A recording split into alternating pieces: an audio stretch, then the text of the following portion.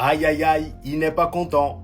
Rodrigo n'est pas content. Voilà. Maintenant, il le fait savoir, c'est la première fois que je le vois comme ça. À votre avis, quelle pourrait être la raison? Parce que là, il a l'air sérieusement agacé. Et je pense pas que c'est juste une histoire de remplacement. Il a dû se passer quelque chose dans le match qu'il n'a pas aimé. La seule explication que je trouve, c'est le décrochage permanent de Kylian Mbappé. J'aime bien quand il décroche pour participer au jeu, mais faire ça tout le temps, quitte à oublier même son poste, ça embête ses coéquipiers. C'est pourquoi Vinicius et Rodrigo ont du mal à ce poste-là. Aujourd'hui, lorsqu'on a vu Rodrigo titulaire, on s'est tous dit qu'il allait faire mieux que Vinicius. Ça a été le cas. En tout cas, ce Vinicius des derniers temps n'était pas meilleur que ce Rodrigo-là. Dans ce match, on a vu de très belles choses, mais ça reste toujours assez moyen. D'autant plus qu'Oviedo, avant de se prendre le but de Kylian Mbappé, refusait le jeu. Vinicius, lui, de son côté, était tout sourire sur le banc. Et pour revenir sur Vinicius, très belle entrée. D'ailleurs, il a été auteur d'une passe décisive pour Kylian Mbappé. Très gros pressing de sa part sur l'action de but pour ensuite faire la passe à Kylian Mbappé. Très altruiste pour le coup. Le plus drôle, c'est que lors de la célébration, il voulait encore s'énerver sur quelqu'un, mais Kylian Mbappé a attrapé sa bouche. Bref, en tout cas, l'action était juste magnifique. Et en ce qui concerne Arda Güler, c'est bien ce qu'il a montré, mais va falloir se réveiller un peu plus. En première mi-temps, il a fait 7 passes clés et une passe décisive. Et en tout, 95% de passes réussies. Comme vous pouvez le voir, c'est très bien, mais ça manque un peu de créativité. Bref, encore un match rempli de décisions bizarres de l'arbitre. Ça va encore faire parler comme d'habitude. Parce que même Oviedo en deuxième mi-temps, il y a eu pénalty pour eux. Dean Huijsen pousse leur attaquant dans la surface. Malheureusement, l'arbitre encore une fois n'a pas sifflé.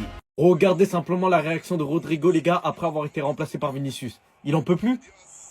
Après, je le comprends. Vous, comme moi, les gars, même si Vinicius, il allait se prendre son deuxième jaune et qu'il a été sauvé par Kylian Mbappé, on peut pas nier sur le fait que la place d'ailier gauche, quand tu vois qu'aujourd'hui, les gars, malgré toutes les insultes que Vinicius a réussi, il vient de faire une passe D et il est buteur, contrairement à Rodrigo, malgré la symbiose que celui-ci, il intègre les gars sur le terrain. On voit que Kylian Mbappé, il a choisi son camp. Non, je rigole. Mais par contre, cette scène-là, les gars, elle est vladro. Parce qu'il faut bien voir, les gars, la réaction qu'a eu Vinicius quand il était sur le banc et celle de Rodrigo. Vinicius, les gars, il a pas bronché, il s'en battait les couilles. Contrairement à Rodrigo, les gars, on dit... En fait, ce qui est bien avec Rodrigo et sa réaction, les gars, c'est de se dire...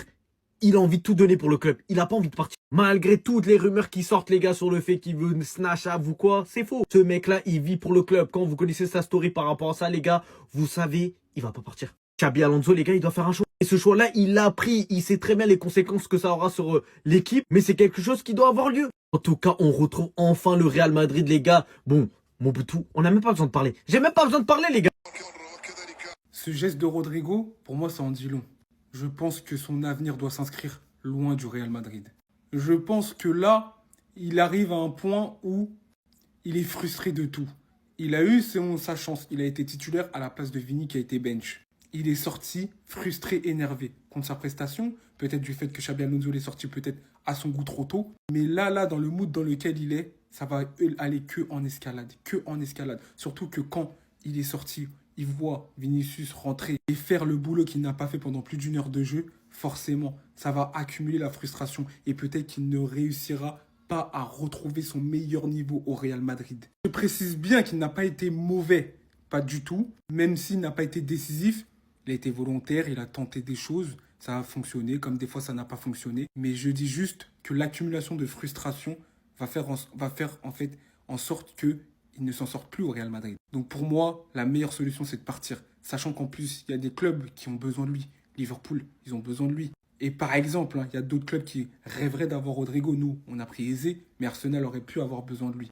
Tout ça pour dire que pour moi, et simplement pour moi, si Rodrigo veut briller, c'est ailleurs qu'au Real Madrid. Malheureusement, même si je sais que dans son cœur, il veut rester au Real. Ah mon gars, tu peux t'énerver, hein. Je sais pas ce que tu dis là, de qui tu te plains. Et non pas d'ailleurs que t'as fait un mauvais match. Carrément en incompréhension lors de ta sortie au vu du fait que t'étais le joueur qui provoquait le plus. Mais t'as eu tout de même du temps de jeu. Il est rentré. Il a fait comme si t'avais pas joué. J'aime beaucoup Rodrigo, hein. Mais non. Il a fait comme si Rodrigo n'avait pas joué pendant 60 minutes. Qui ressort au final? Sur la feuille de match. Mbappé Vinicius. Il a montré que personne ne peut le prendre dans son côté gauche. Bien que les contextes ne soient pas identiques. Qu'il n'a pas autant de rythme dans les jambes que Vinicius. Que c'est sa première sur ce côté gauche. Mais pour moi la situation est assez claire. Tu peux t'attendre peut-être à avoir une concurrence saine avec Vinicius. Mais ce que tu recherches, cette place de titulaire, je pense pas que tu l'auras ici. Mais je vais pas vous mentir que j'ai kiffé. Avoir Rodrigo pendant quelques minutes. Et ensuite voir Vinicius sortir du banc. Avoir ce danger constamment. Avec ces deux-là, franchement c'est beaucoup trop fort. Mais il y a des sacrifices. Il faut comprendre que Vinicius passera toujours devant.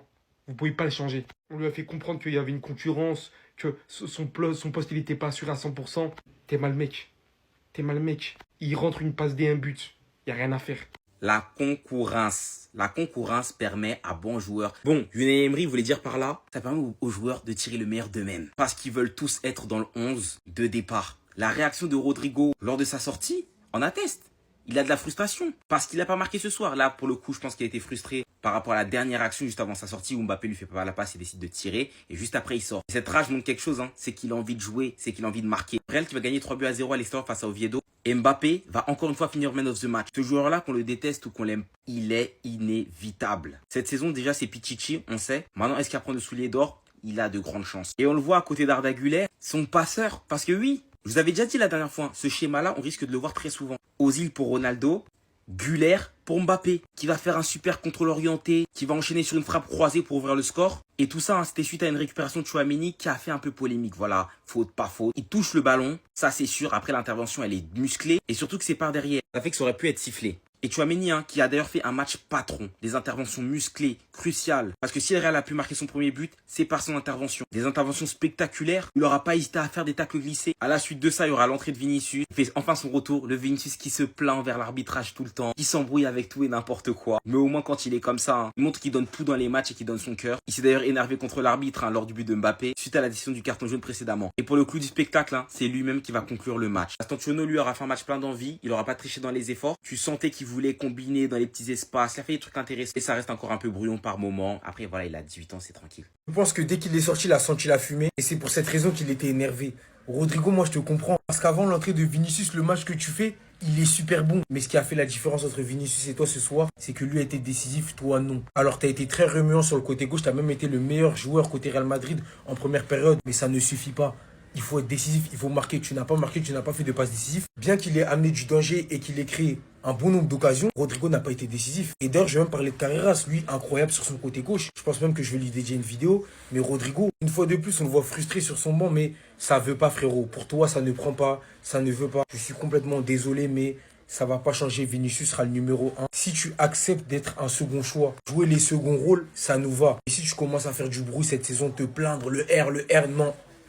Cette saison, non. Je suis désolé, il n'y a pas de R, il n'y a pas de... Si tu veux faire ton boucan, tu peux te mettre à côté. Va à City, tous les clubs du monde te veulent. Mais au Real, le titulaire, c'est le numéro 6, c'est Vinicius, Vici. Et j'ai rien contre Rodrigo. Hein.